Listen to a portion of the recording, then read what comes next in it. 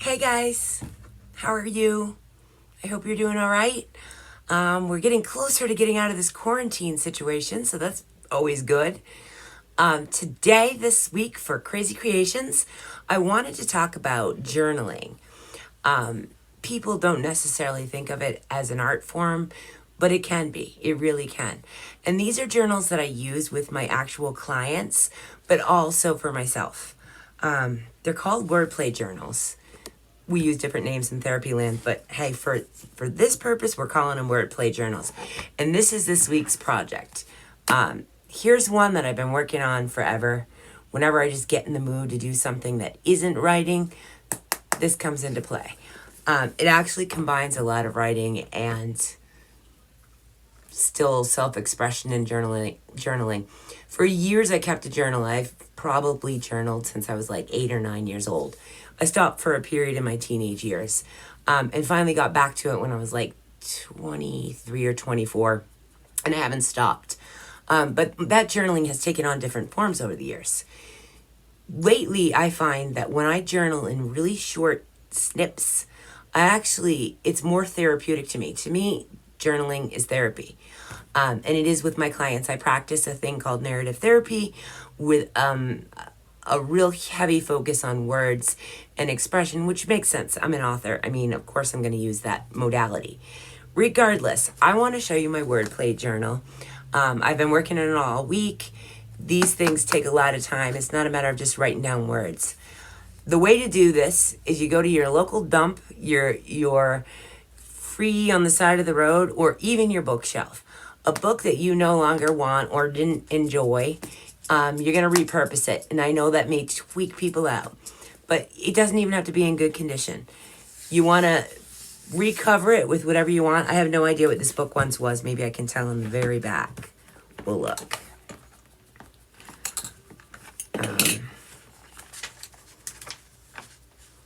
I don't know, but I know that Piper and Amelia were characters because I can still see some of the original pages. But you basically want to cover it. In my case, I covered it with duct tape. I mean, nothing fancy here. A sticker just made it look cool, basically. You can see the spine. And then people would say, oh, you destroyed it. No, I love this book. I wouldn't have read it. Whatever it was a book I wouldn't have read. So what I did was, you can see, I'm going to show you a couple pages. It'll be easier. What I'll do is I'll lay down like each of the pages in the video as well. I went through the book and with either paint or marker, whatever I had at the time, I just chose the words I wanted to keep. Instead of me actually writing words, I played with the words. Obviously, I love words. And came up with my own story.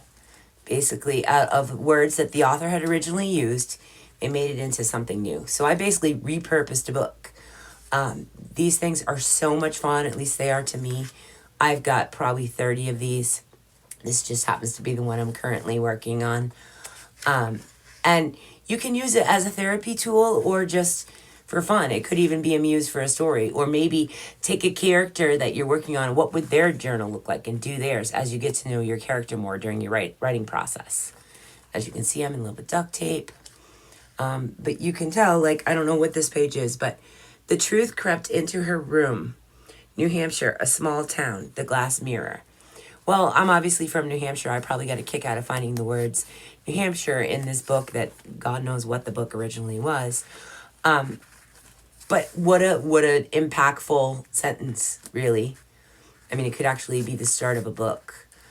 And I've actually used ideas that came out of doing this in my own work. I have actually used first sentences through these journals. And they're so much fun to look back on later because they are kind of like a piece of art. Obviously, I'll paint them. That takes time, and I use one of these big clips in order to hold the page back and let it dry overnight. So this can take a lot of time.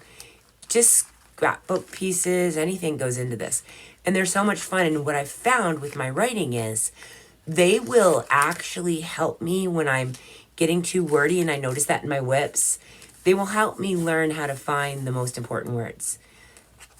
All the words, granted, obviously they matter to this author, whatever the story behind this is, but all the words there wouldn't have mattered to me. these are the words that mattered. So I do the same thing when I'm revising a book, right? So it's kind of the same process and experience. But in the end, I get basically another crazy creation, a work of art out of it. Again, I've got hundreds of these, a whole shelf just full of these, and some are still in progress. These ones that are blank, I will put words onto. I tend to buy stickers by the buckets, letter stickers, and those will go into this later. So, I mean, it'll take me 2 years. It'll probably take me longer to finish this than it will a novel, but they're fun and therapeutic. And some are just funny. Like I know this page, banana, pancakes, peanut butter jelly, hungry. We play House Biscuit. Biscuit spelled like the brand name. So not every page is some serious, like, deep thing. Just a new take on the words.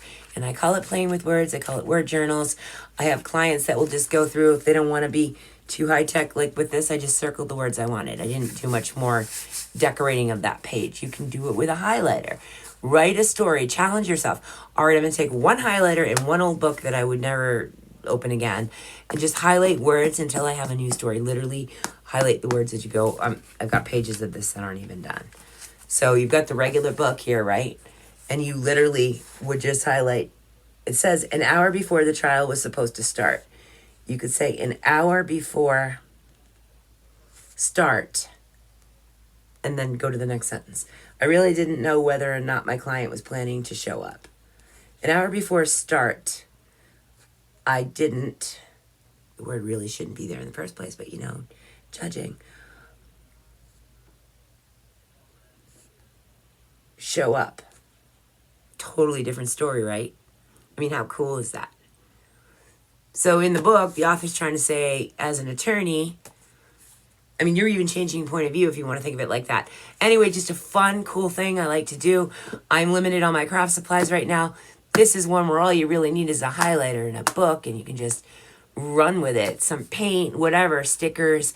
I get pretty fancy, like at some point in here, I like to save flowers. I will use books, obviously, to dry flowers, and that's what this book originally started as, is my drying flowers book. So somewhere in this sucker, yeah, why would I be able to find it? That'd be like way too organized. Organized isn't how I roll. Somewhere in this book, deep in this book, I have a page, you know what, I'll put it in the photos, with pressed flowers in it. And that was just a tribute to the book itself. Like, that's how this book started. It was my pressed flowers book. And again, I don't even think I read this thing, but I am also guilty of having like 400 or 500 books on my shelves that I haven't read. So I'm a work in progress, human being, I guess. I don't know. You'll see the pressed flowers in the other video I do.